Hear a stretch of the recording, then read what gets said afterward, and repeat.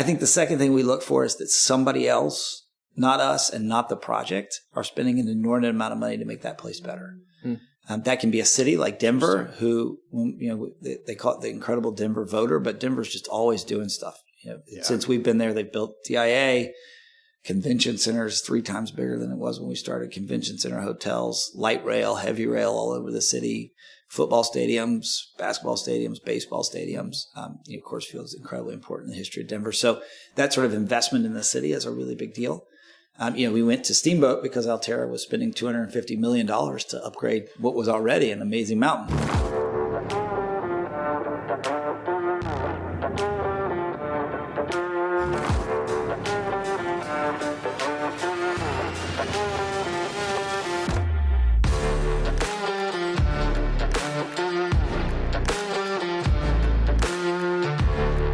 Okay. Chris Frampton, CEO of East West Partners. Chris, thank you so much for doing this. Thank you for hosting. Your company is so iconic in a plethora of ways, but you guys are responsible for some of the greatest resorts and urban developments in the world, but certainly in the States here. I think that's too much. But sure, I don't know if that's too much. Projects in Vail, Beaver Creek, Union Station, and then here in Charleston, you've got some great ones too. Would love to hear the family story. Can we start with an overview? You have 3 different companies of East West, and I think we can set the table with that. Yeah. So we're 3 businesses. Slifer Smith and Frampton is one of those 3 companies. Slifer is a real estate brokerage firm.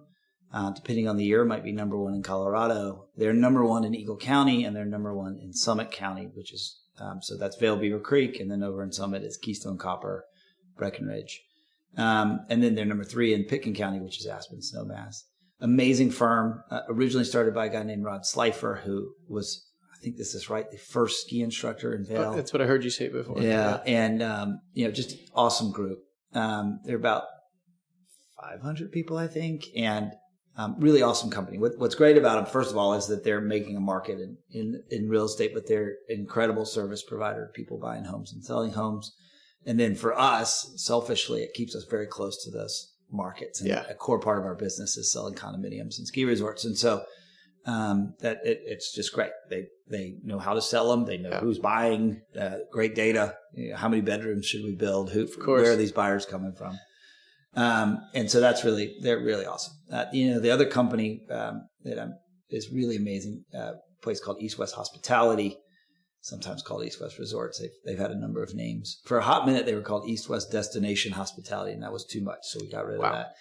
But run by a woman named Colleen Weiss. She's got an amazing team. They've all been at the company for 20 plus years. Started actually by the partner who opened the Charleston office, a guy named Ross Bowker. And hospitality exists entirely, originally to manage the HOAs of the condominium buildings we built. And, one of the things that's super important to us is that, you buy a condo from us, and at the development side of the business, we're sort of done, right? But you're going to live there. And so your experience as an owner starts at the closing. And we're sort of out of your hair. We finished the punch, furniture it has arrived. And so you're living there. So managing that HOA and managing the experience of that ownership is super important to the experience. And so it helps us immensely because those people and or their friends are buyers for the next project, and that kind of reputational stuff is obviously a huge deal. So East West Hospitality, a huge part of what we do. They also manage hotels. They manage 2 of the best resort hotels in America, in the West in Beaver Creek and the Viceroy in Snowmass. They manage, I think, 17 hotels. I always think it's fun to describe a hotel in the mountains. So there's a place called Solaris. We didn't develop it in Vail. I'm making this up, but I'm close to right. It's 60 homes, and 40 of them are on the vacation rental program. And those are nightly rentals. People check in. They have room service. They get new towels. Somebody's got to put in shampoo. Right. When they arrive, they get their groceries delivered, et cetera, et cetera. So it's not a hotel, but it sure looks like a hotel. It functions like one. If you're a guest, it's a hotel. Really awesome company. They are very proud, as they should be. They were named the number 1 villa rental company in the world by Condé Nast last year. I think it was Condé Nast, I'm pretty sure. And what's neat about those, they're kind of funny. Those rankings, nobody really understands them. They change all the time. amazingly, the year before they were named number 2. So there's something to the consistency there. The other company that they compete with is some villa rental company in Italy. So wow, feels like hot cotton, of course. But awesome company. And then the third company is the development company, which I'm a part of and have been for 20 some odd years. I started in 2002 with East West. So awesome company. We're Utah, Colorado, and South Carolina today. We have done a ton of work in California and Hawaii as well. So, wow. Yeah. I've listened to, I think Harry just did an interview that went out a couple days ago, which was very good. Yeah, it's really good. The family, or the East West put it out, East right? West Hospitality put it out. It was great. Yeah. So one of the keynotes that when you listen to anything or read anything is live where you work is a very common sentiment of your family and the company too. So using that, so Harry starts the company East West when he leaves Vail. Yeah. I mean, look, let's do it. It's just easy to do this history, the cocktail party version. So my dad grew up in Hartsville, South Carolina. Mm-hmm. His dad was an entrepreneur, owned an ice cream shop, owned a men's clothing store, et cetera. My mom is from Beaufort, South Carolina. She is so Southern that she actually dated Pat Conroy in high school. So you just kind of can't get any more Southern than that. And they met, actually, I think this is right. My mom was working for my grandfather. She went to Coker College, which is in Hartsville. And so she was working for my grandfather at the ice cream shop. And so my dad met her there. They got married. My dad was finishing at Clemson. And, some point in the near future after finishing school, my dad needs a job. And he somehow ends up with a job at Sea Pines working for the sales team. And, Sea Pines is this incredible phenomenon. It's actually one of our goals at East West that we be a kind of Sea Pines. Right. So, people who worked at Sea Pines, Jim Chafin Light, mm-hmm. Who built Snowmass and Spring Island down here, amazing company. Ron Twilliger, Trammell Crow Residential, Joe O'Connor from the O'Connor Funds, Terry Golden, who created Host Marriott, the Paired Shared REIT, building Marriotts. Just an incredible history of people who worked there, and there are many more. Charles, who ran that company, was very famous for being the first big real estate developer to hire MBAs. He was like on the cover of Newsweek, which there's nothing akin to being on the cover of Newsweek now, but whatever the cover, the cover of Newsweek, and it's like being the halftime show. So, amazing company. So Harry was there.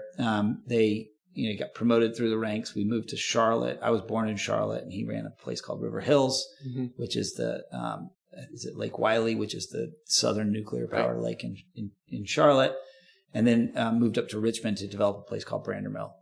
And Brander Mill is a master plan community, selling to home builders, kind of classic sort of deal. My dad probably tells a story in his podcast. It doesn't make any sense to me. And he explains it in a way that he thinks it makes sense, but it makes no sense that the Bass family hires him to come run Vail Associates. Skiing at the time was very much a real estate business. So in what way? You built the ski resort to sell the real estate. Yeah. And, today it's very different. I mean, there's some shift in the industry where real estate's more important, but fundamentally it became an operating business. 100%. Particularly, Rob Katz's leadership at Vail, and now Altera's leadership, Jared Smith there. So so anyway, he gets hired and goes there and amazing experience. I was 10. So, pretty little, but my dad did some pretty cool things. They put in the first quad chair in North America, the Vistabon. Had a lid that came down and protected you against the weather, and it was cool. They were doing Beaver Creek and so forth. They sold the company to a guy named George Gillette, a very successful sale, and so my parents had to figure out what to do, and that's where we got the first rule of East West. So I was enrolled, I believe. Get this wire out. I was enrolled at Pace Academy in Atlanta because he was going to move. I don't know what the job was, but we were moving to Atlanta. I don't know if they closed. They were under a contract on a house in Denver, in Greenwood Village or Cherry Hills or something. But he and my mom and dad were like, we don't want to leave Vail. We love it here. And so decided to stay in Vail, needed to do something. Richard Rainwater, who had run the Bass family, agreed to back them, and they started a townhome project called The Meadows in Beaver Creek. Big part of our history, really kind of interesting. It was at the time Mike Shannon of KSL was the president of Vail, and East West and Vail struck a deal that had us pay a percentage of land price at closing in order to help with IRRs and investments. And we would buy land from Vail and build it, and probably built about half of Beaver Creek that way. The other half was others. But it was it really started a long relationship. We're still great partners with KSL today. So how did that work? How did that swap at the beginning I mean, it was work? pretty simple. Yeah. They would have a parcel. The master plan had been created before my dad arrived, but he certainly was familiar with it. My dad was not the only founder of East West. There was a guy named Mark Smith and a woman named Chris Wright that were there as well. And so they would buy they would say, hey, it's time to develop a parcel. We want hotbeds. So in the ski industry, it's all about hotbeds. Yeah. And there's real truth to that. Like you need places, people to stay. Of course. And, you have drive-to markets, you know, people from Denver or Park City, or if you're, in the Northeast from New York or Boston. But really the business is about half fly-in traffic. So you need places for people to stay. So it was all about building that real estate and getting those hotbeds. And so Vail would sell a parcel of land to East West, and we would pay them a percentage of the sales price at closing. Oh, wow. And that that percentage started low, and as everybody was successful, it got higher, but it was a great relationship. It made deals possible for East West to do, and it got them the beds they wanted. I mean, one of the more interesting ones was my dad built the Hyatt, which I think at the time was a Hyatt Regency. Today it's a Park Hyatt. He and Mark and Ross, I think, really ran that project. Vail actually paid until it was a stabilized asset. Whoa. To offset losses in those first years, because they knew it was going to lose money.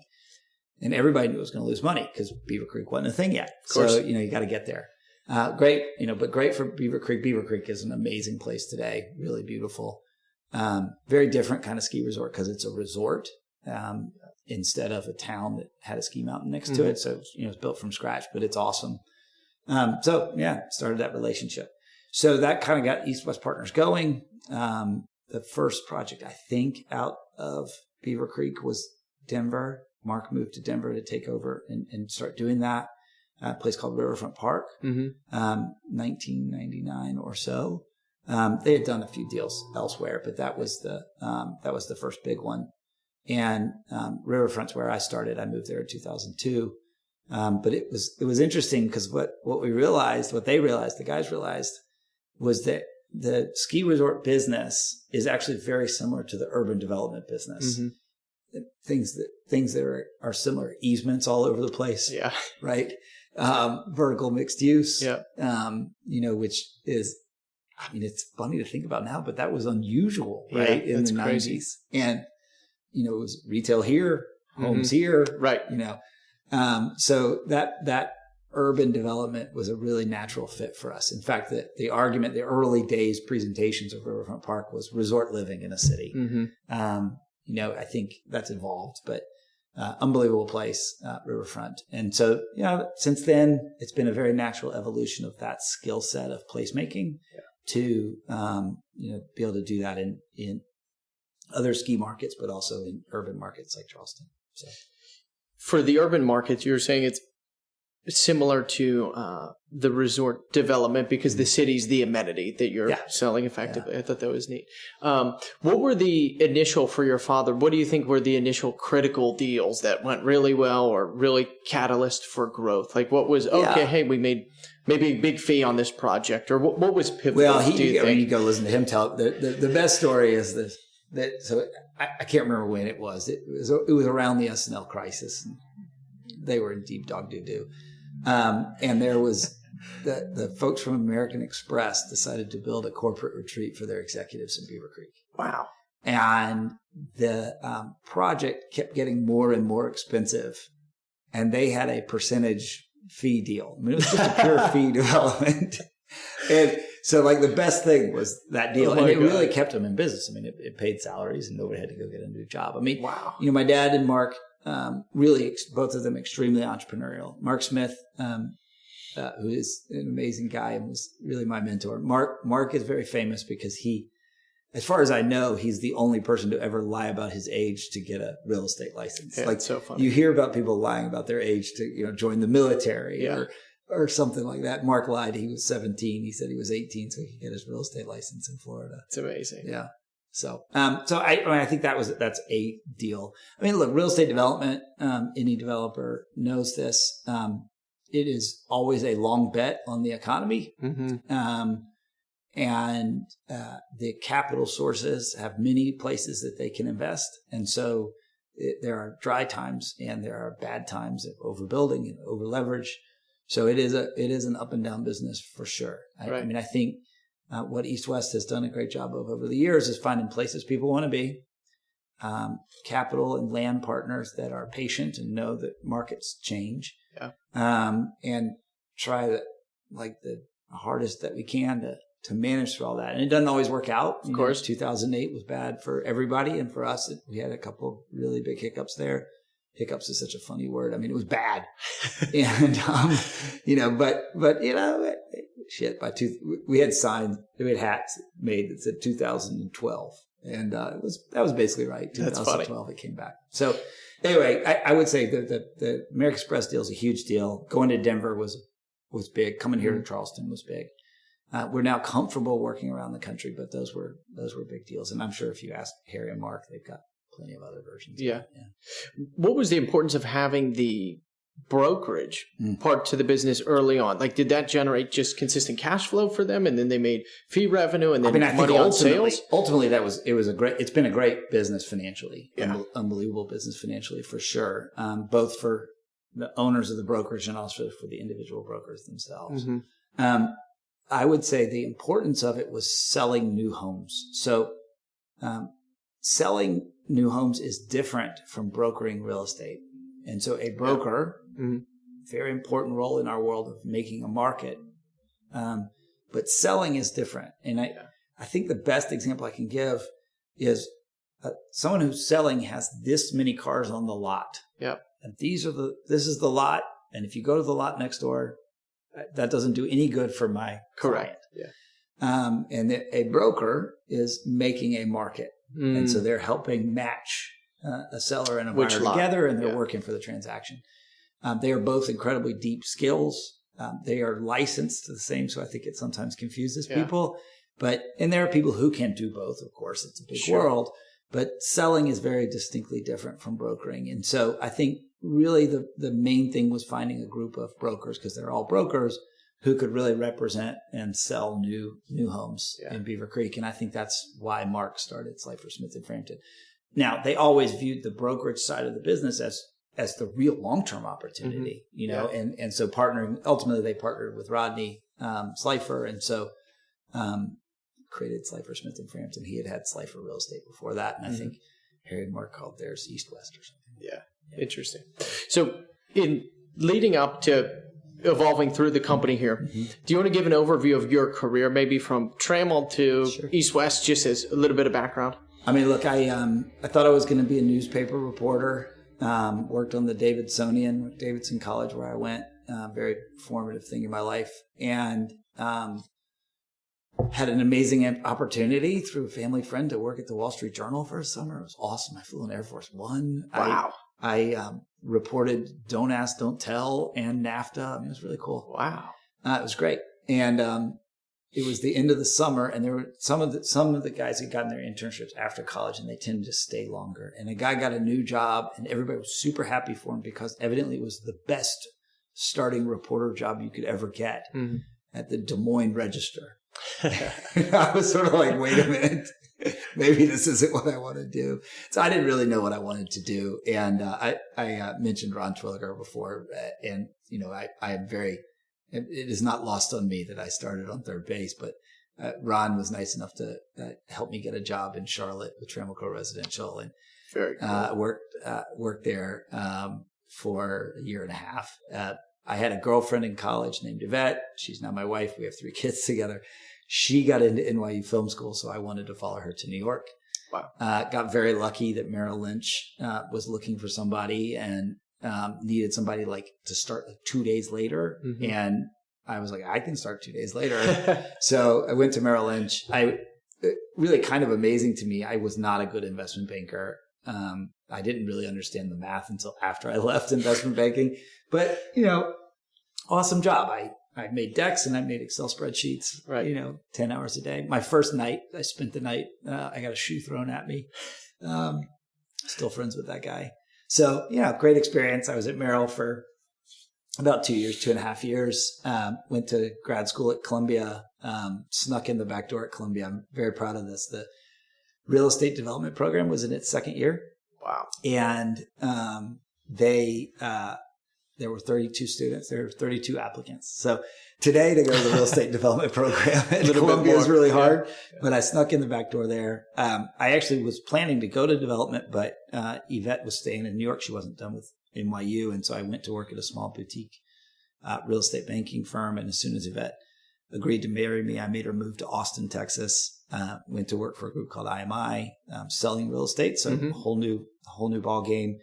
And I was in Austin for about 1.5 years, and then moved to Denver in 2002. I started in Denver as the head of sales and marketing there, and then was given the chance to run the Denver market, which I did through our Union Station project. I did not really lead the Union Station project. I never want to take credit for that, but I did do the real estate around it. And then Craig Ferraro, who had been our CEO for a while, had decided to retire, and they asked me to become CEO. Wow. Yeah. So about, I think 7 years ago, something like that. Yeah. What is the beginning of finding these type of projects? So largely you guys have developed condominiums and built this for sale project, or product. Look, Beaver Creek was a mixed use deal from the get-go. So yes, there were a lot of condos and the revenue was upstairs, but there was retail on the first floors and clubs. Interesting. And hotels. And so it was mixed use right from the get-go. It didn't have office, but got it. And it didn't have multifamily for rent, but it was hospitality for sale and retail right from the start, and public spaces, very importantly. So I think those 4 components of mixed use were in the company blood from the get-go. And remember, Harry grew up at Sea Pines. And so Sea Pines was, an incredible mixed-use project, right? Harbor Town is big mixed-use 100%, thing, so all modeled after Portofino, Italy. So, it was, I think that mixed use was in our blood from the get-go. And so we're very comfortable in each of the asset classes. Yeah. Oh my gosh, I'm going to forget his name, but there's this famous developer, he's very famous, retail guy, Baltimore. It'll come to me. Anyway, he wrote a thing in 1976 that the future of real estate is being a generalist, that having that ability to understand all the different kind of products was a big deal. That actually hasn't proven to be true, but there is a place in the real estate world for the generalist. So we're comfortable doing multifamily. We're comfortable doing meaning multifamily for rent. We're comfortable doing for sale. Right. We're comfortable building hotels. We're comfortable building retail. We're comfortable building office buildings. We've actually got a really deep and neat experience set in office. It doesn't tend to be the thing we're famous for, but, of course. And look, we're not related. We're not Vornado. Yeah. We're not Jamestown, but we have built about 1 million square feet of office space too. So, that we're comfortable with all those things. The math is fundamentally the same. Right. I think so that being able to do all of that makes us a natural fit. Sure. When the project calls for big mixed use. So how do the projects find you? I mean, they're all such rich projects in the sense that the for sale component, kind of where I was going with that. It's like a lot of people may view for sale or condo development as a more volatile, obviously, deliverable, which it is.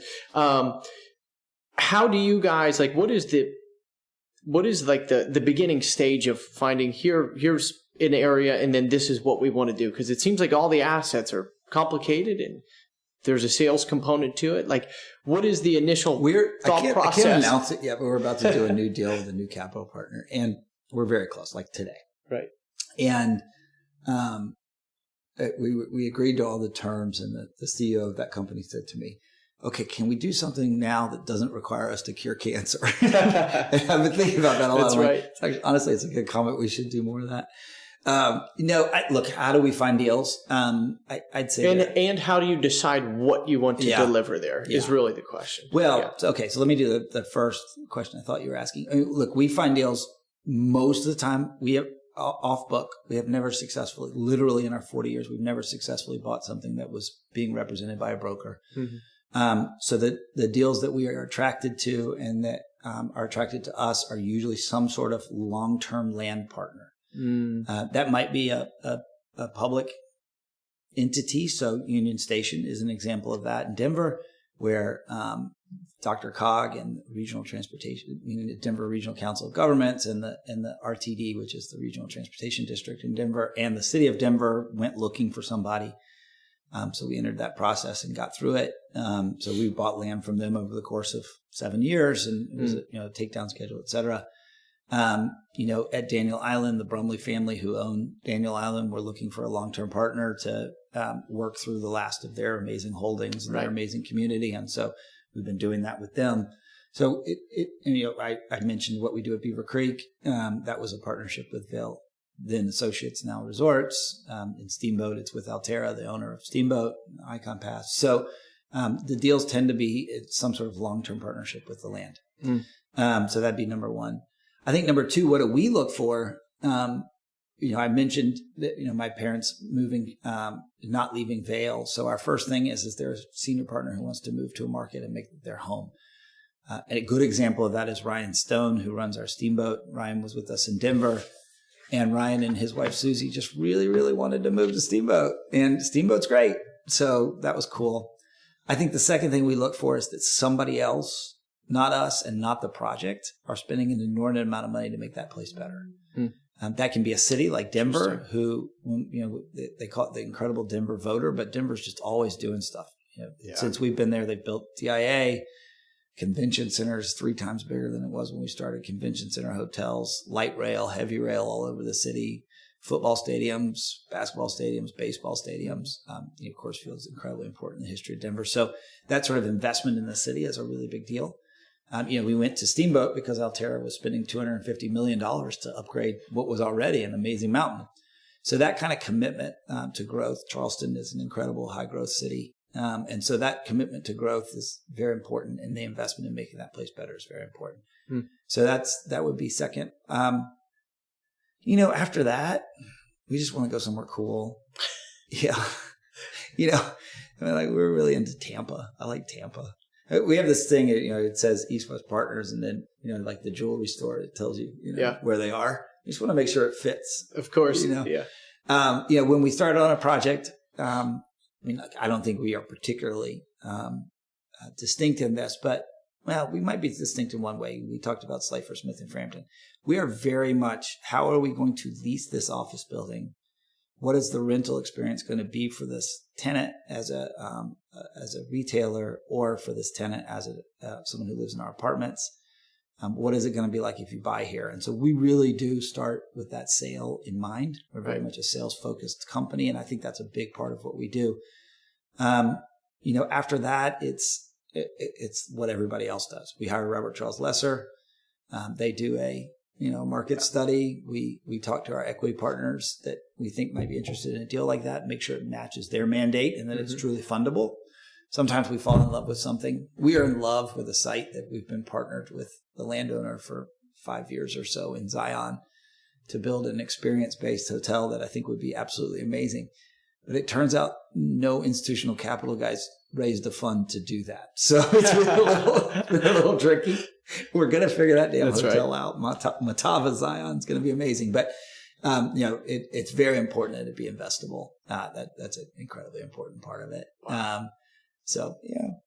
Those are the things. When we get started on a deal, we have a mantra at East West Partners. It is very organizing for us, and that is create terrific places. Anybody who comes to work here comes here for that. Create, because we are going to start from scratch. We are I want to say this, we have to be a little bit careful because the places we go are already great. Of course. And so there's nothing more obnoxious than someone coming in and saying, I'm a placemaker and I'm going to make your place amazing. Yeah. But we are a developer from the start.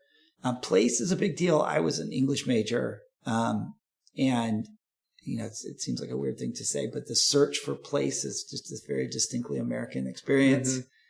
Whether I'm going to the West or New York City or New Jersey or Miami or whatever, we're always really looking for that place that we belong. And so place has more meaning than just the physical spot. Sure. The Apple Maps or Google Maps or whatever location. It's really, what does that place feel like? And then terrific is a word that has meaning to us. It is definitely a nod to my dad. When you've done well, he sends you an email that says terrific. For some reason, he's never once spelled terrific correctly. So very funny. But yeah, create terrific places. That is very much our mantra and our focus. And so we want to do that. And we've been pretty good. Wow. Yeah. The priority on development over acquisition and maybe redevelopment. So we have 71 Wentworth, which is a repositioning, and we can chat about that. It's not even a repositioning. It had been vacant for 30 years, maybe longer. Yeah. 71 Wentworth is a little project on King Street. Very much a passion project. End up working. So Miller Harper, who now works for Ben Navarro and is doing the Union Pier project here in Charleston. Miller was running our office for us. Amazing guy. He and I had coffee this morning. And, Miller and I would walk down King Street, and little building on King Street's not within our purview. We don't really know how to do it. Sure. We don't really know how to raise the capital. And there's a lot of people who are very talented at that kind of project. But Miller would just point at it and say, "Man, we got to do that deal one day." And it was just vacant at the time, just nothing. So there was retail. The first floor retail had been condominiumized, and there were people, there were tenants that were in there, and then upstairs had been, oh gosh, what do you call them? I hate that I'm forgetting this. I might ask you to delete it or just make fun of me in the course of the conversation. Oh gosh, the Masons, the Freemasons. That's right, upstairs. Freemasons. Yeah, okay. Yeah. And so they had 2 stores, a big theater, but it had all been stripped down just to the empty wood, and then it was this brick space with these amazing windows. And so figuring out how to unlock that project was a huge deal. And Kevin, though, had taken a look at it, and the problem was at 71 Wentworth, the first floor had been condominiumized, and there was retailers there who had very long-term leases, very valuable retail space. I mean, it's an awesome place, King and Wentworth, and it's where all the fancy ones are, Vineyard Vines and Madewell, and some really nice good stores leases, in there, and really good credit. And so there were retail tenants in it, and so upstairs you could not densify the space because you couldn't build underneath modern code a second stair that came down because it would have to take away retail space on the first floor, owned by a separate condominium. There was a parking challenge too, that it didn't have parking. The city of Charleston, though, has a good program for that with historic buildings. So Kevin had figured out a really cool way to run stairs backwards in 2 separate corridors that were fireproof from each other, and an outside balcony that was part of the fire escape. And so that solution unlocked the project. So what was essentially a 2-story space with big heights became a 4-story space. And so we were able to build essentially townhomes inside of the project, 2-story units on the second and third floor, and then third and fourth floor. So they kind of Tetris together. It's really funky, beautiful spaces. I mentioned the wood framing had been sort of left abandoned there. Yeah, we saved all that wood, and it became part of the paneling in the spaces. Courtney Bishop came in to do the interiors, and really amazing project. We also, great long-term relationship, struck a deal with Inspirato Resort. I saw that, which is now owned by Exclusive Resorts, but Inspirato and Exclusive, same founder, Denver-based. And so they were excited about short-term rentals. And so they have a long-term lease from you or Look, something? no, people buy the unit. Okay. And then you essentially hire Inspirato to rent it for you. Inspirato has a club that people can join, and then they get access to homes. And so that helped us sell about half of them. But it was great. And people who live there are super happy. The place is beautiful. Do you have another deal with Inspirato right now too? No, trying to find. We don't. Okay. We did a deal with Inspirato in Snowmass. That's come to an Inspirato doesn't really exist anymore. So Inspirato got bought by Exclusive Resorts. Brent Handler and a few other guys had started Exclusive Resorts with Steve Case, the founder of Netscape. That went well for a while, and then Brent, super entrepreneurial, he went off and started Inspirato. The difference between them is boring. At Exclusive, they own the homes. At Inspirato, they rent the homes. Okay. Whatever. Yeah.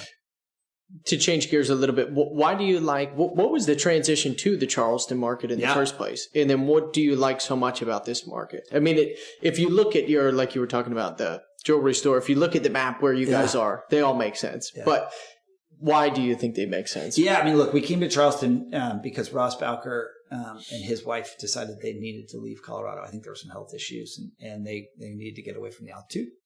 So Ross moved to Charleston. His first project here was One Vindu. Built the pineapple fountain in the park, and just an incredible success story. And so that got us started in Charleston. Matt Sloan and Craig Ferraro were friends, and that got us out to Waterfront. The South Street guys had bought Kiowa. That got us out to Kiowa. Yeah. I mean, I think what we like about Charleston is really easy. I mean, it's beautiful. Yeah. And it's and not people hard. Want to be here. And people want to be here. But let's go writ large. I actually think there's some argument that Charleston will be the Phoenix of the East. And what I mean by that is today they're just shy of 1 million people. They're basically doubling in size every 20 years. And so, will that continue? Maybe. I mean, you look at what they've got as an anchor. And it's even better than Phoenix because they have resort. Mm-hmm. You've got the Citadel and College of Charleston downtown, plus now Clemson and South Carolina are here. If you live in this region, Charleston is where you come to see your lawyer and your doctor and all that kind of stuff. Don't dismiss that. And then when they signed Boeing, it's just the most amazing accomplishment of all time. And so now they have the thing that the entire government is aligned to provide, which is high-tech manufacturing. Mm. And they're a perfect home for that. Making 787s has also allowed them to make Volvos and batteries and so forth. So you put all of those things together, it's a really compelling story and place people want to be. And then, not for nothing that, the person from New York, and it's a lot of New Yorkers, can move down here and commute back and forth. And so that's really good. And, oh, by the way, the beaches are pretty nice. So you got Kiowa and Isle of Palms and Sully's and, so it's crazy. It's pretty awesome. Mm-hmm. So I think you put all that together, it's pretty great. Nice airport, growing and expanding that airport right now. So yeah, Charleston's pretty cool. And there's just a good vibe here. It's creative. Yeah, it's nice. It's thoughtful. It's fun.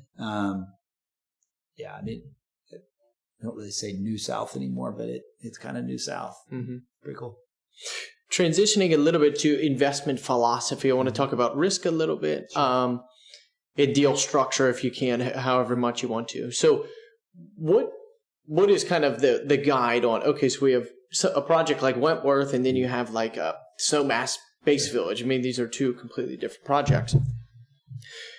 Does the team have strict IRR or return on cost criteria? Like, what is your investment criteria? Yep.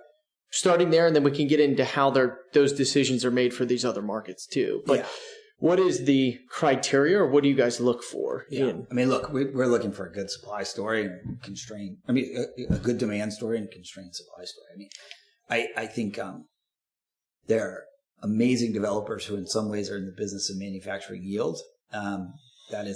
It doesn't say create terrific yield, although we don't mind, but it says create terrific two places. So, we're first and foremost mission driven in that way. Making money is great because it allows us to do it again. And also, who doesn't like to make money? So, look, our deals are really not that distinctly different from anybody else's. If we're building a multifamily deal in 2026, we need a 6.5%, 7% yield. And we're looking at 150 basis points of compression on the exit and the reversion and all the jargon jujitsu that you want to do. Our stuff looks exactly the same. Right. Condos have a higher yield requirement because you get one time to hit and make it. And so there's no leaning on cash flow or whatever, keeping above your debt service coverage ratio like you might do in multifamily or office. But so that's number one. The people who invest with us are looking to put out money, of course. They on some level have a thesis that a market is great. So it tends to be market by market. Mm. So we're very fortunate to have an incredible partner called Accentress in Denver. Accentress is a relatively small real estate private equity firm, but they have a very much thesis aligned with ours in that they're mixed use focused. So they're partners with folks in Chicago, people in Raleigh, Atlanta, really great roster of folks. I love going to their annual meeting because it's all these other really cool developers. So that they're a great partner for us. Their returns are not different than other people's. Who are they advising for? What institution, and what does that institution need? And then they're trying to match that. So, what we try to do, which is really important, it's a big part of the land partner business, is we know that institutional capital is going to be IRR motivated. And so we work on our deals in order to optimize for IRR. So we'll take down land later. Maybe the land comes in as an LP, those kinds of things. And that will help us to, maximize that IRR for our institutional investors. We, of course, truly, of course, we are not IRR motivated other than that it creates a multiple. Right. But we're pretty typical. We're investing 5 to 10% as GP capital. Sure. We raise an LP and we get a loan. Very, very, very occasionally there might be a mezz slug in the middle of that stack, but not too often. Usually if there's a mezz piece, it comes with some sort of repayment guarantee or completion guarantee in the deal, and that's how it slides in. We're very lucky to be partners with Batson Cook Development Company out of Atlanta. They play that role for us a lot. So, there you go. How do you think deal structure has evolved over time from maybe? Well, I think it's evolved a lot. I don't quite know because again, I was 10, but maybe by then, whenever the savings and loans crisis was 90s, right? Yeah, there was deals were cross collateralized, debt went in before equity. I mean, everything, everything was upside down. In my time, I really thought that we would see higher loan to cost ratios with private debt. And that, we would go to more of a private debt structure, a more fixed rate thing. Although it looks like that was probably more an opportunistic play by that private money, and their money looks more like bank money today. Yeah. So, look, what people are interested in changes. The multi guys haven't gotten their money back, so they're not putting their money back out. Of course. But, we're still a small slug of institutional capital. We're part of the alternatives. We live with Bitcoin and oil and gas, right? It's true. Most people are buying stocks and bonds and so, very, maybe, it's us, private equity, Bitcoin and oil and gas. So we're still very much an alternative. What I will say, there has clearly been a rise in the number of small investors through syndicates and the marketing to those people, those kinds of investors. I think that has worked really well in some circumstances and not worked well in others. I don't think there's anything to be read into it that if you see a deal that has a bunch of individual investors, it's a bad deal. I don't think it works like that. But that is definitely out there. And, the rise of the family office as well. Direct investing is 100%. definitely happening. But I say all of that. And if you were building a strip center in 1968 in Myrtle Beach, I'm pretty sure you just raised it from individuals. So 100%. I don't think it's really changing that much. Yeah. Okay. Along that same thread, your view on risk in one of I think I listened to an interview you did, or maybe it was an article, but you said one thing we've done well is we just haven't taken on that much risk or outsized risk. And I found that interesting as a condo developer. Maybe people would not perceive that to be true. So what is your view on risk and what did you mean by we don't invest in anything that's going to take us down, I think your statement at East was. West, my first job is not to go out of business. Yeah. So we don't do anything that will cause us to go out of business. Sure. That includes completion guarantees. We do not provide them. A lot of our projects are so big, our balance sheet wouldn't be worth it anyway. It doesn't matter. But it's we don't provide completion guarantees. We minimize and box in the bad boy carve outs and environmental carve outs. And we don't do one-off big, huge projects that can kill us. Instead, we say we're going to take this at the pace of reasonable absorption in this market, and we're going to march along. Some markets, at times, in Denver, we did 2 huge condo deals. One was 389 units, and the other was 334. But we've done that twice. Every other time, it's 40 units at a time. So 40 homes, 40 people. Yep. Steamboat is 40. Aspen, we have one project that's 70 units. Before that, everything was sort of 35. Oh, interesting. So it's just keep it so that if you get hit, it's not too bad of a hit. And then, by the way, it allows us to just kind of keep pacing along. And when you add it all up, it ends up being a pretty decent amount of stuff. So I think that's really the focus. It's really just don't make too big of a bet, I think is really the key. And we've managed to do that. We've had some bad hits, for sure. But it's, just don't take too big of a financial risk. Well, I want to get to projects in detail. We can chat about a couple or maybe some of your favorites. But the one thing I found... I like them all the same. Okay. One thing I found crazy, which it seemed like an undertone in his statement by your dad, but he's like, yeah, when I was at Vail, a 30-year-old Mark Rowan pitched me this idea. I'm like, well, that's insane, like to think about, like especially how big Apollo is now. But it seemed like they had a pretty close working relationship them at the time, or they were I think part of a deal. It's really unique. I think one of the skills of our company that I cannot quite explain to you is that we do have a sort of outsized mind share amongst private equity guys and institutional capital. Part of that might be that we were in Beaver Creek. Who doesn't like Beaver Creek? Right. I think that's a component. We are relatively sophisticated. That sounds sort of weird, but we're good at the math, and our spreadsheets are good, our decks are good. We understand what they're going through. I think we're excited by the business and enjoy it and love to talk about it, and we like to do the transaction stuff. I already made the jargon jiu-jitsu joke, but of course, we have a black belt. Turns out there's levels of black belts. 100%. So we're just the first level of black belt. But, we don't say compressing yields ever. So I think but we're good at that stuff. And look, real estate, I only know real estate. Mm-hmm. I'm lucky enough to be in YPO, so I get to see other people who are in other businesses. There's no such thing as a world that you live in where relationships aren't important. It doesn't matter what you do. And when you are lucky enough to run a business, be a member of the executive team of a business, those relationships are as important as ever. I've been going to ULI since I was like 23. Wow. So, the friendships that I have from that twice a year experience for, what is that now? 33 years, 31 years.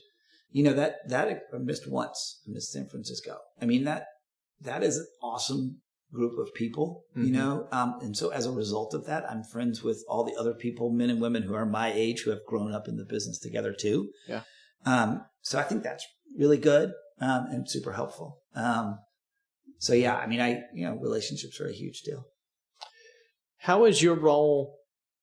What are your priorities now as CEO? Yeah. And then I forgot one investment question too, but your role now as CEO, what are the priorities? And then how does that fit into, you're a big fan of live where you work. So you have people here that are managing partner and making decisions. How are you able to evaluate these developments or to be projects from your office in Denver? And then also kind of what are your main priorities now? On the investment side, picking a deal, the local teams are really the ones leading that process. And myself, Jay Lambiat, our CFO, Jackie Coyle, who runs our acquisitions, such as it is, the three of us will come and we'll help and we'll dig in. But it's really Andy Gunyon saying, hey, this new thing out by the Snowmass Mall is really awesome. Let's try to get it. And so that's generally where deals come from. Mm-hmm. Look, sometimes somebody calls me that I know and they've got an interesting piece of land or whatever, but local teams really lead deals, lead underwriting. We're working on a new hotel at Daniel Island, and Harriet Calder, who runs Daniel Island, and her team have done an amazing job of putting together that program. And actually this afternoon, I'll go hear it, and our investor group will hear it, and we'll make a decision. And is that loud? That's okay. On wood. We're gonna do that deal. So, I think that's the answer on how we pursue. As far as my priorities, it is definitely a different role being CEO. That what I learned. I'm great friends with Stephen Shores, who owns Rangewater. He's one of my best friends. And Stephen's built an amazing company at Rangewater.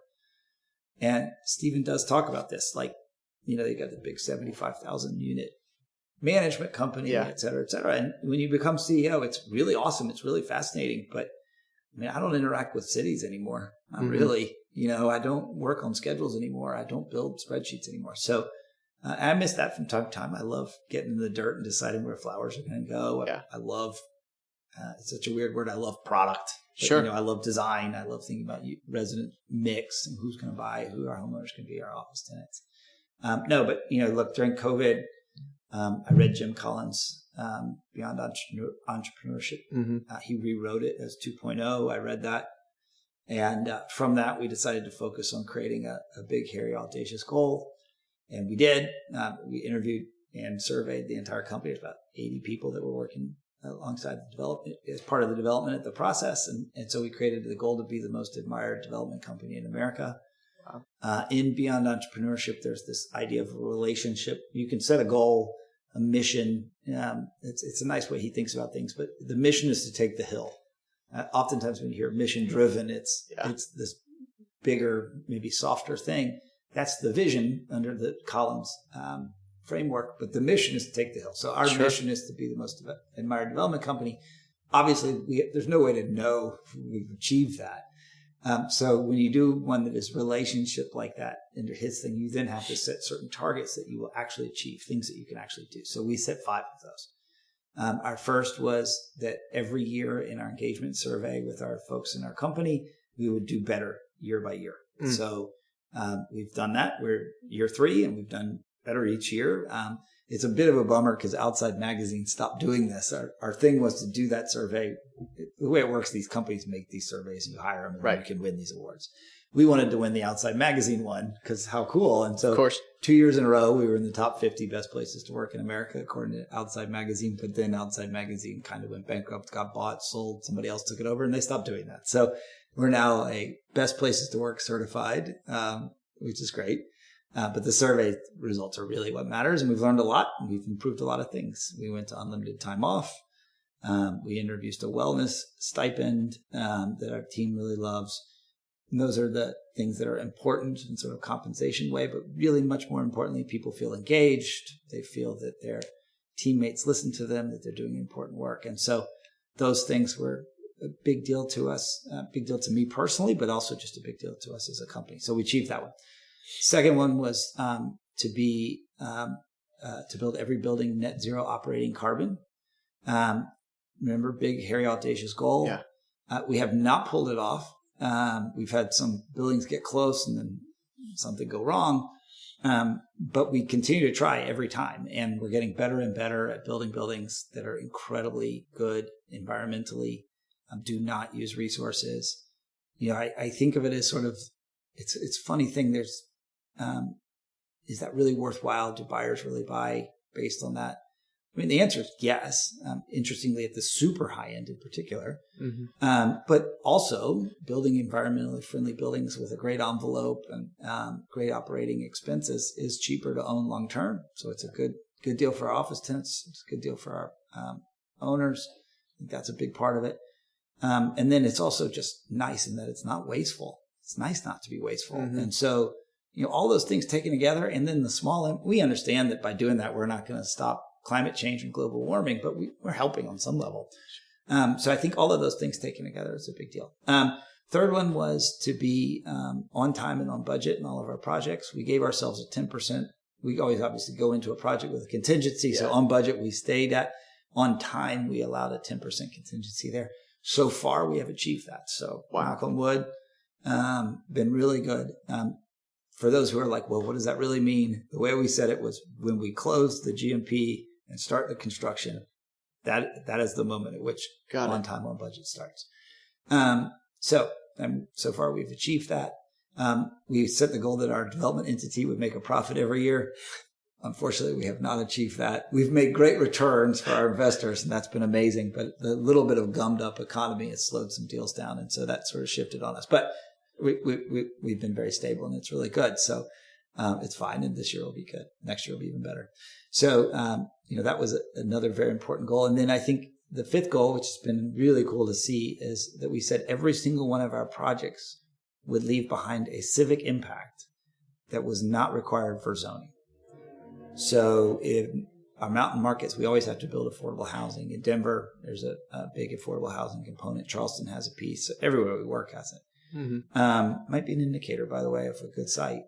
People think it's a negative. It might be a sign. Yeah. You know, shit's so expensive. You need to be priced lower. Sorry for cussing. So anyway, so it has to have a civic impact that is not required by the zoning.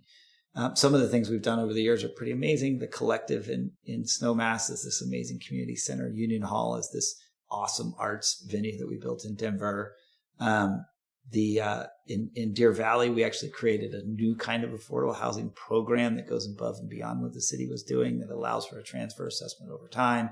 So, focusing on that civic impact, it's important to the communities we're in. It's important to the people that work at East West that they get to leave behind that kind of impact. And so we set those as 5 goals. We will never achieve them. One of the secrets is we'll never decide if we achieved it or not. We'll set a new set of standards and go after some other big mission over the next 12 months. So, but I really, honestly, I work on those things. So in the CEO role, I really do work on those things. And I love the deal as much as the next woman. Like, it's so much fun. And, debating, gosh, can we get that return? Yeah. What kind of non-compete are we willing to agree to? But those things are always part of the deal, and I love it. Designing projects is amazing, and I'm lucky enough to get to do that. But the other thing that we have to do somewhere in the company is run the company. Of course. Yeah. In the same line as the CEO topic, what do you think? You have CEOs that are good at a lot of different stuff, or really, really good at a lot of different stuff. You have people that are more kind of management of existing operations. You have still some CEOs that are, in some respect, really hands-on to generating yield or operating. What do you think for you personally is your strength or focal place, or what do you as a CEO, where do you think you provide the most value? I mean, look, I appreciate it. I think, first of all, I really do believe we can sort of overvalue the CEO. We have an incredible team of leaders. When you're a real estate developer, you're a leader. Yeah. Right from the start, you're an executive. If you're an assistant project manager, you still have 10 companies that are coming to report to you on that deal. Mm-hmm. You're managing architects and GCs. And if you have, a direct engineer, you have a direct, concrete or infrastructure work. So they really are managing teams right from the get-go. Mm-hmm. So I do think we could kind of overblow that. But look, I mean, for me, what I like doing is the people stuff. I spend a lot of time with Bell leadership out at Chapel Hill, who operate everything off of everybody has a different metaphor. Theirs is the achiever model. There's 6 different skill sets that you have. Everybody has them. You have them. I have them. That guy who just walked by has them. And then if you have those too much, they're extremes. So it's good to be competitive. It's not good to need everybody else to lose. It's good to be a team builder. It's not good to just let somebody walk all over you and do whatever. It's good to be creative, but for the love of God, stop thinking of new things. Right. So that kind of behavior, I focus on that a lot. I think it translates to the company as well. But I don't know. I mean, we're trying to create terrific places. Mm-hmm. So it's really nice to have that organizing thing. Yeah. What's your dad's involvement still with the company? He will not go away. It's unbelievable. No. That's how entrepreneurs. My dad's very involved. He's still an owner. He's probably our largest. He is our largest GP investor. So no, my dad's super involved. I talk to him all the time. It's great. Super lucky. It's so cheesy, but it's awesome. I get to talk to my dad almost every day about real estate stuff, and we don't always agree, and he wants to focus on things I don't want to focus on, and so forth. And that's fine. It's awesome. And I think he was working on that hotel at Daniel Island that I hope we'll get to build, and listening to him talk about his experiences. One of the things I've really tried to focus on in the way that I work with my dad is not turning him into some sort of museum piece. He's still very vibrant and active and doing new things. Mm-hmm. And he sees new things all over the place. He and my mom travel a lot. So awesome reference point. He has incredibly deep relationships throughout the industry. So it's not just the fun old guy came and said something fun. Like, he still runs the Westin Hotel every day, and the team that manages that, and his office is there. So he really cares about the coffee shop, and he's good at it. That's so cool. He's good at it. He's super involved. This isn't meant to be a difficult question, but maybe in the sense of positivity. But you being CEO now, he having been founder and CEO at one point, where do you think that you differ, or what do you think you guys were different at, or I mean, look, the best thing, the biggest difference is that I grew up in the business. So when I was a kid, when we were in Brandonville outside of Virginia, my dad would get me in the car on Saturdays and we'd go drive along. He had passed a rule that the home builders couldn't put signs out on the main road. And he hated them because it just made the place look like crap. And if you have 5 signs, it looks like everything's for sale. Yeah. So we would literally drive down the road and pick up the signs and put them in the trunk. And then in the garage at our house, there was just this pile of home builder signs. So a very different experience than he had. Yeah. So I think that's a big part of it. I've just been doing it a long time. How do we operate differently? I'm not sure. I mean, we're pretty similar. We both love Clemson football. I like the Broncos more than he does. I'm a big soccer fan. He's not into soccer. I don't know. I'm not sure we're that distinctly different. I'm probably a little bit more institutional. The company's bigger. Yeah. It was pretty big when he led to, and so he had not been CEO for a while. There was a CEO before me. But he pretty big. I don't know, a little bit more institutional. Yeah, I can't think of that. That's cool. That's a great answer. Yeah. Shifting to projects a little bit. I think one thing that's always interesting to talk about, because I wouldn't know the answer. It's not like I can prep or research it, but are there any projects in your head that stand out as like, one, immensely challenging, but coupling that with like, man, that was a really hard project. We probably should have lost a ton, or maybe it shouldn't have gone that well, but you fought through and it was a good deal. Is there anything that stands out of like, man, that was defining moment for us, or that was a really good project for us? I mean, a great lesson for me was Mark Smith. And when I worked for Mark in Denver, we were building a project called One Riverfront, and 2008 hit. And Mark said, let's sell them. Sell them as fast as you can. They were condos or houses? Condos. Okay. And I think there is a pretty good phrase that we use inside of East West, which is all's well that ends. And, it was, hey, look, we're not going to make profit here. Let's break even or close to it, which is what we did. Go ahead and sell these units. The fight is lost. We'll come back and do this another day. I got to watch the team in Tahoe go through all of that. They had a really tough time. I wasn't involved there, but that was a bankruptcy, super complex. There was a syndicate of lenders. They were trying to get debtor in possession financing to take the deal forward. There was one member of the lender team that didn't want to do that. And so it didn't help that at the time, Crescent was going through a bunch of stuff. They were our investor. So I think that it was, and we'd made mistakes because you make mistakes in every project. So, but if you couple those with bad times, it's really hard.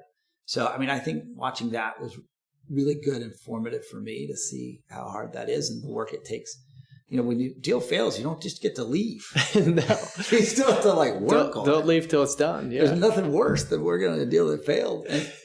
But look, Tahoe's an amazing place. And the base of North Star is as good a ski village as there is anywhere. The ski resort, the golf course communities at Gray's Crossing and Old Greenwood are awesome. So, they still did the first task. So I think, deals can be really hard.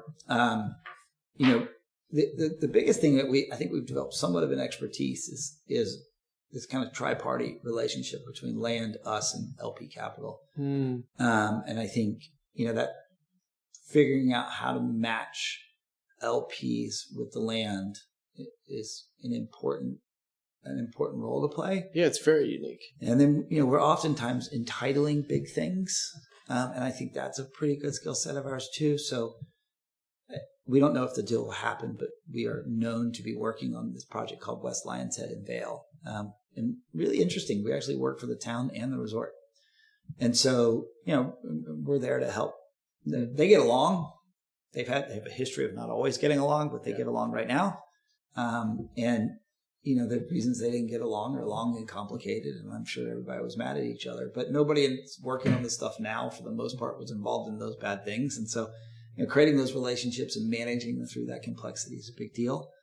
There are a lot of people who want to weigh in on zoning. I was actually talking about this with Miller Harper earlier. I always remember this story. It's a fun one. So it's a complex story, but at one point I'm meeting with the mayor of Denver, a guy named Michael Hancock, who's a good mayor. And Mayor Hancock, I asked him, what's the hardest thing? And he goes, the hardest thing is we work on something for 5 years and then people show up at the end and complain about it. And it's particularly interesting, Matt, because he was referring literally to me because Of I was course. complaining about so That was a nice way for him to say it. Yeah, that was a nice way for him to tell me to pound sand. And he was right. right. I should have pounded sand. And I didn't need to, whatever. He was totally right. But, that sort of navigation, people care about what gets built in their communities. They should care about what gets built in their communities. And so, managing through that process is a skill set that we have too. And I think can be a hard thing. And I'm thinking of it because I'm looking at Union Station and the picture behind you. And there was a group of people who wanted Union Station, has these beautiful forecourts with these two buildings that sort of frame the plazas. And there were people who did not want those buildings. They wanted the plazas to be bigger. And they sued all the way to the Colorado Supreme Court to make that happen. Yeah. So, and by the way, now those plazas are beloved and the fountains go, and you can't even begin to imagine the project without them. So they, by the way, not mad at those people. I mean, that's great. That's community involvement. It might be a little crazy. Mm-hmm. Feels like a big thing to sue over, but so you never know what complexity you're gonna run into. But we've felt a pretty good ability to do that. Cherry Creek West in Denver is our next big project there. Cherry Creek West is part of Cherry Creek North, which is one of the best office markets in America. It's the west end of the Cherry Creek Mall, which is one of the best performing malls in America. I'm making this up, but they're like 7th or 8th on a per square foot basis in all of America, including Hawaii. And so, really successful place, and obviously a lot of owners. And we're next to the historic country club, and there's 2 historic districts that all but abut our project. And so, navigating through all that's tough and tricky. But on the other hand, people wanted development there. What was there was a abandoned Bed Bath & Beyond Surface Park pad site. So, it was so a chance to come and do that. But navigating through all that stuff's a big part of complexity. What is what's like the song and dance of matching a landowner with LP and then also you guys in the project there? Like, does a landowner say, hey, look, we'll contribute our land to this project, but I want X return. I want it paid this way, or I want it at the end. How does how do they come to the table? Listen, every land seller owner is different. Mm-hmm. So Cherry Creek West, the owner is the mall. And then they're partners with the land is owned by a local foundation in Denver. So actually very cool. The rent that we will pay, it's a land lease deal for 99 years. Yeah. It resets. Every time I say it's a land lease, people ask me how long. Land leases are always 99 years. Yeah. Anyway, so it's a 99-year land. I mean, you could they exist that they're 500. I can hear my friend Jay Sugarman at iStar saying, no, we can do longer, but they're always 99 years. And anyway, the ultimate landowner is a foundation. So that rent will actually go into childhood education. That's so cool. I know, right? So cool. Wow. The mall was owned by Taubman. It's now owned by Simon. But they did not like having that next to their land. They recognize, like they're doing all over the country now at Simon, that they have these parking lots that are in great locations and have real value and definitely highest and best use is not a couple of big pads. There's something else to be done. So, not that there's anything wrong with the big pad business. They had been searching for a developer. Honestly, we kind of hung around the hoop. Other people would come and go. We just sort of sat there and said, we'll do it. Ultimately, we were able to unlock that deal because of Centris our equity partner, raised capital that never wants to sell. And so we're committed to that project for forever, which is really fun and a very different kind of thing to build. But incredible location and unbelievable site, and rents today support anything we want to do. So here we go. It's a good spot to be. Yeah. Okay. Can we talk about, and if you have a different project you want to, we certainly can, but Snowmass-based village seems insane. It's pretty insane. Yeah. Maybe a $1 billion plus total project cost, it seemed like. I'm not sure. I don't know the exact numbers, but that's what was on the site or something like that. Can we walk through that deal, maybe beginning to end? And we can go as much details as you want. But what's an overview of that project? What is the deliverable today, and what was the state of what was needed? So Snowmass, incredible ski resort, right? Like amazing mountain, beautiful views, 700, 800,000 skiers, which is kind of half a Vail. It's awesome. Great skiing, true Colorado skiing. Aspen Mountain Ajax is not great. It's hard. It's steep. It's off the fall line. Highlands is pretty good. I mean, Ajax is beautiful, and you ski down into Aspen, and if you're a good skier, it's amazing, but it's not the best resort mountain. Snowmass is that mountain, and 3 out of 5 visits in those places are at Snowmass. So people stay in Aspen, they'll ski one day at each of the other 2. If they're a snowboarder, they might go to Buttermilk, or if they're a beginner, but they otherwise go to Snowmass. So Snowmass, I mean, I can't remember when it was built, but it's amazing. And really the base of it was up the hill at the Snowmass Mall. Over time, it became very clear that the opportunity was to go downhill, and there must have been 20 different developers who tried to do something there. Oh, really? Over how long a time do you Over think? the life of Snowmass. We actually have a collection of all the different plans over the years. Pretty cool. Ultimately got done by IntraWest, the Crown family out of Chicago, who owns Aspen, which is Snowmass, Aspen Highlands. Don't tell them what I said about Ajax.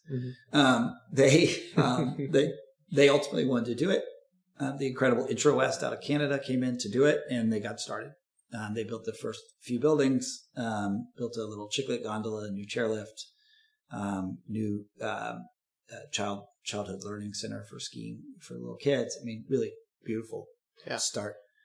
Got an offer from a company out of New York who bought it, and that company's timing, it was related. It turned out to be bad timing for them. Related, I think this is right, built the Viceroy Hotel, and everything else just got stuck. There were a bunch of things that were related to the district financing they had used that were a mess and so forth, and they just kind of couldn't figure it out. I don't really know exactly what the history was, but basically KSL and the Crowns decided they wanted to buy it back. So the Crowns and IntraWest had sold it to Related. Nothing happened for about a decade, and then the Crowns and KSL bought it back. Interestingly, when they did that, the Crowns and KSL learned that they worked really well together, and so they started Alterra. And so Aspen is not in it's not part of Alterra, but Aspen is on the Icon Pass, and so that created that relationship. And then the Crown family is an investor, which is known. I'm not sharing a secret, right? Of course. In Alterra as well.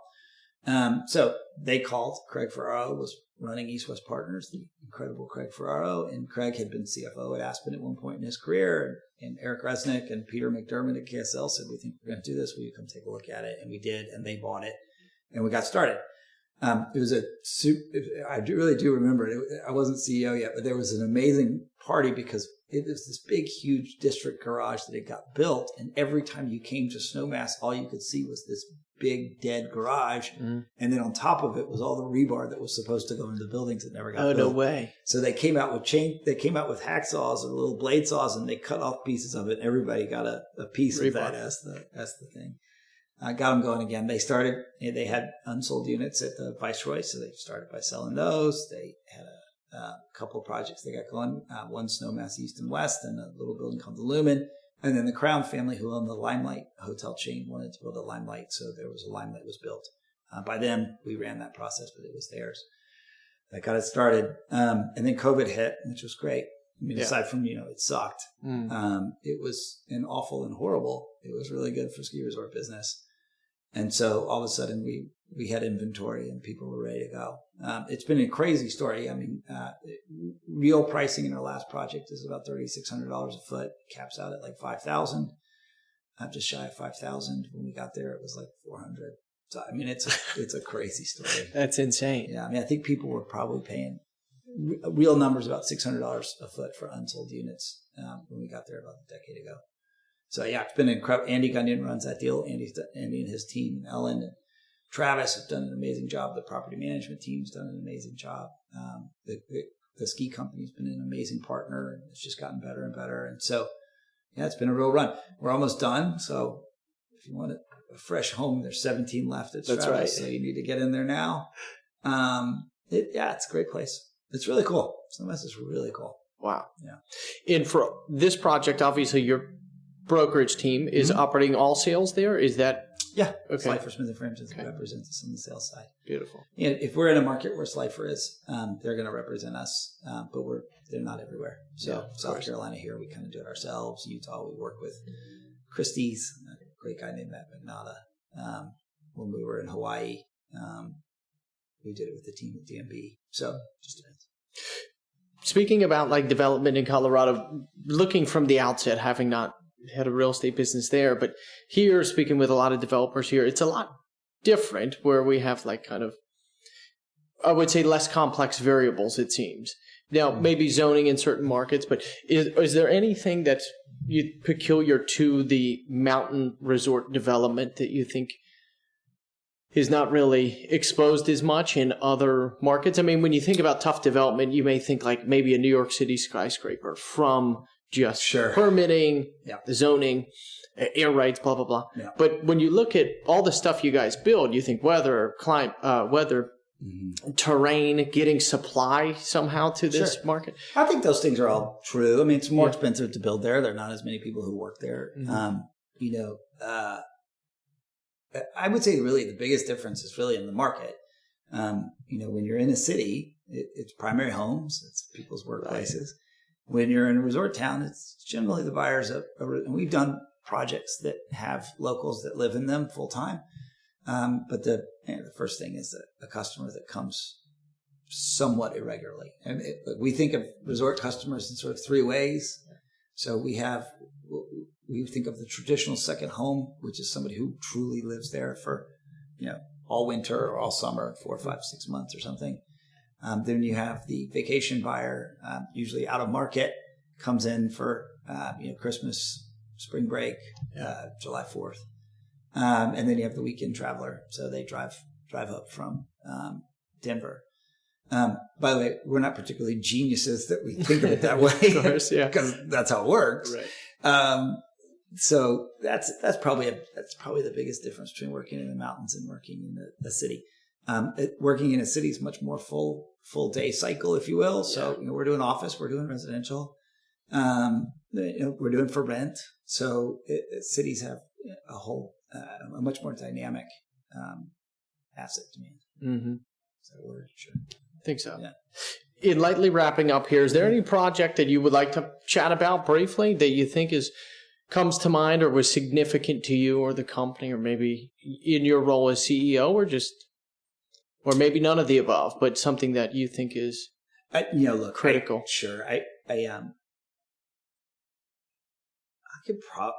Look, for me personally, it was watching Mark Smith and Amy Carra run and the team from Continuing Partners, who was our joint venture partner on Union Station, watching that come together and really be a great thing. Yeah. Before that, Riverfront Park is pretty amazing. Long since finished. We still manage there. Our property management company is still there. Daniel Island Waterfront is probably peak East-West. We own the restaurant. Let's chat about that. Park. That'd be a good one. Yeah. So, the family that it's had various different owners over the years. Daniel Island at one point was they make all the iron works in South Carolina. They're really cool. The Daniel Island sign is actually in one of the museums in DC, like hanging on the wall. It's really neat.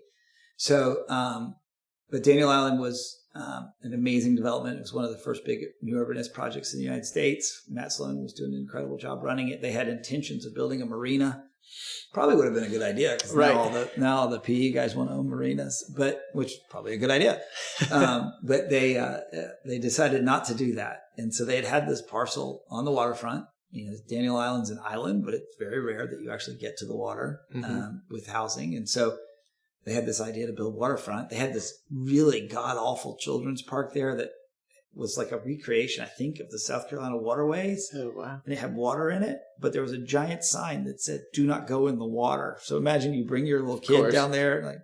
So we worked with the Property Owners Association out there and built them a new park, and they contributed as well. And so it's an amazing new park. We put in a marina. It's piers and mooring balls out in the waterfront, but they're all out there. We built a restaurant called King's Tide, where we partnered with the Indigo Road guys out of Charleston here, Steve Palmer.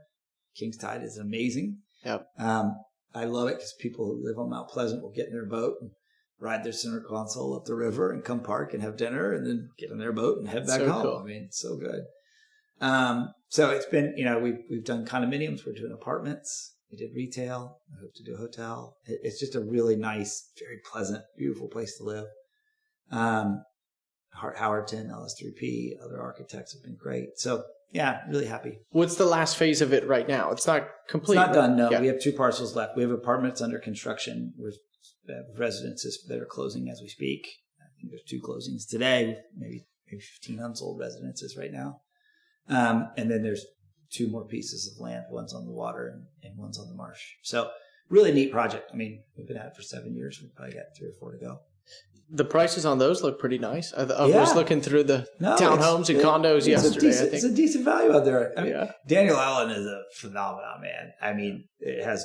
I think I know it's the wealthiest zip code in this part of the state, and it probably makes it the wealthiest zip code in South Carolina. Probably.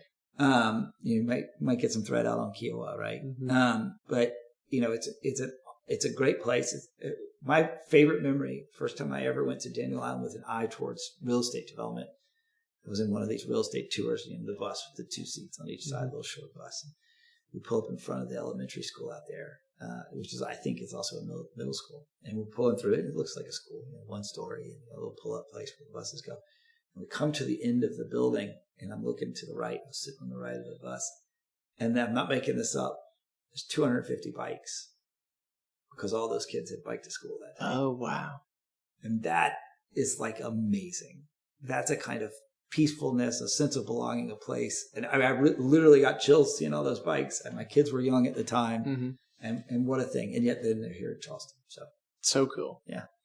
Chris, in wrapping up, I asked these same 3 questions on every episode. So in general or specifically, what are you focused on now? Like current focus, what are your priorities? Look, I'm always focused on new acquisition, new deals, mm-hmm. And raising capital. And so I talked about the goals of being the most admired development company in America, and those we're focused on that. And then we have new projects that we are trying to figure out how to button up. As far as future of the company goes, mm-hmm. you guys have developed so many different product types. Yep. Bunch of different markets too. Yep. Is there any service, product, or market that you haven't been in that you would like to be in? I'm going to go with no. I think we're doing fundamentally the things that we want to do. Mm-hmm. Yeah. Who do you think helped you the most along the way? My wife, Yvette. That's a really easy one. Quick answer. It's not just a careful answer. It's really true. She's amazing. On a work mentor level, Mark Smith was incredible to me. My dad's been great. He's truly been amazing. So I've been very lucky to have a number of people. I've worked with Amy Cara in Denver for all of my East-West career, and Amy's been an incredible supporter to me too. So no, I'm really lucky that way. Chris, I think this was great. Anything else? I think this is a good place to wrap. Fun. Yes, sir. Thank you. Appreciate it.